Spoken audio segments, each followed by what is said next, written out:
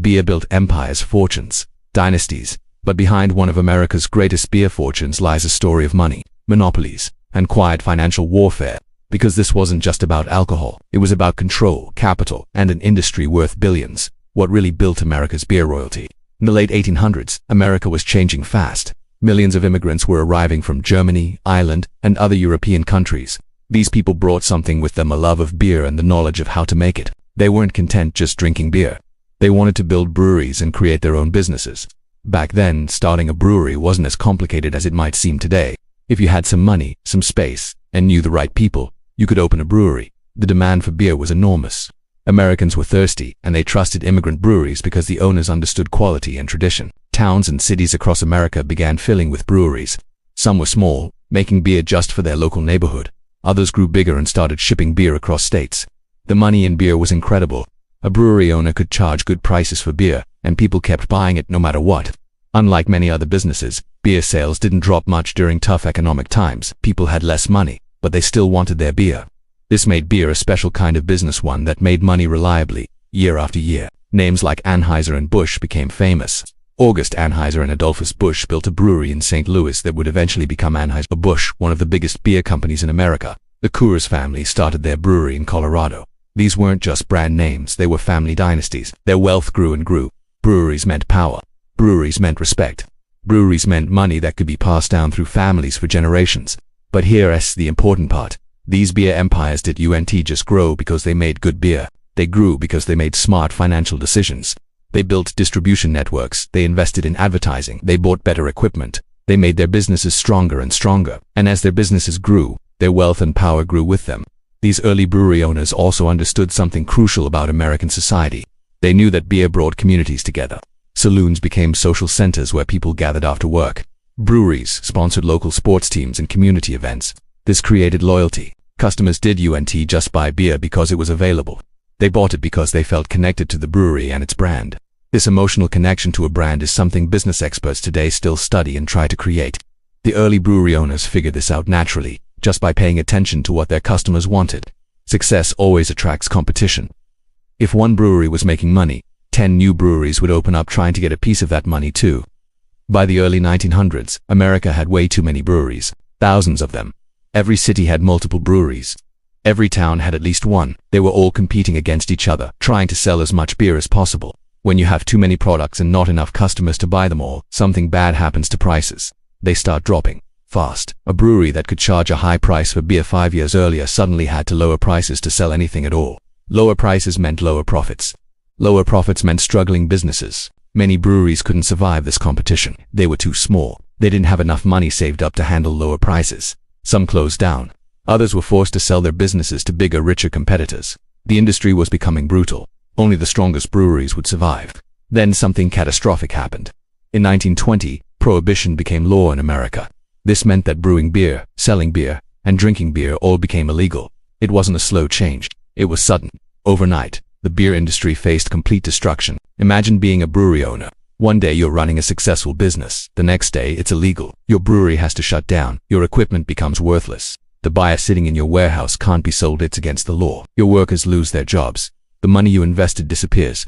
Prohibition lasted 13 years from 1920 to 1933. For 13 years, no legal beer was made in America. Thousands of breweries closed.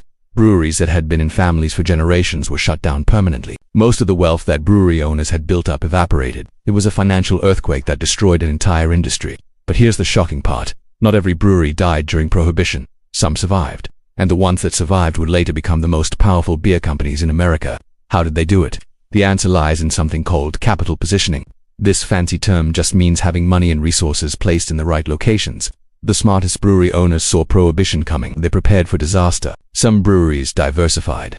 This means they didn't just make beer. They started making other products too. Some breweries shifted into making soft drinks, soda, and other non-alcoholic beverages that were perfectly legal during Prohibition. Others started making industrial chemicals or packaging materials. These alternative products kept money flowing into the business even when beer sales stopped completely.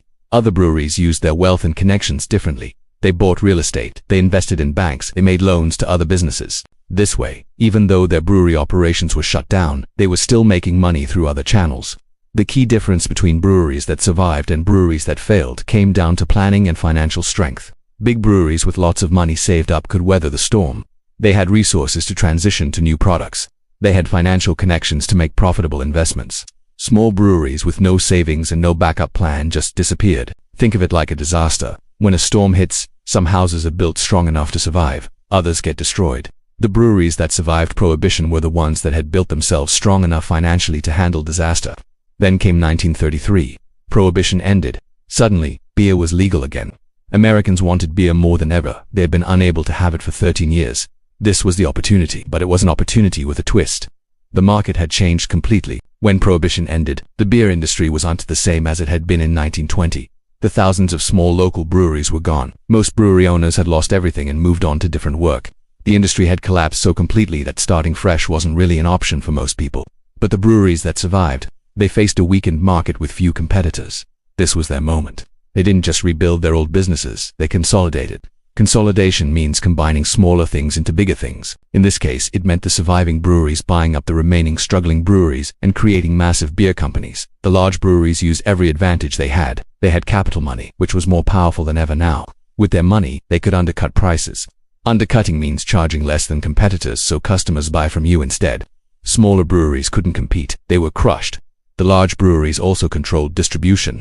Distribution means getting products to stores. The big breweries owned the trucks, owned the delivery networks, and had relationships with stores across the country. Smaller breweries couldn't match this. If you're a small brewery and customers can't find your beer in stores because the big brewery controls all the shelf space, you can't survive. Marketing became another weapon. The large breweries had money to spend on advertising. They created famous brands with recognizable logos. They sponsored sporting events.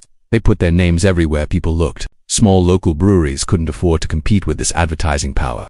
Customers started recognizing only the big names.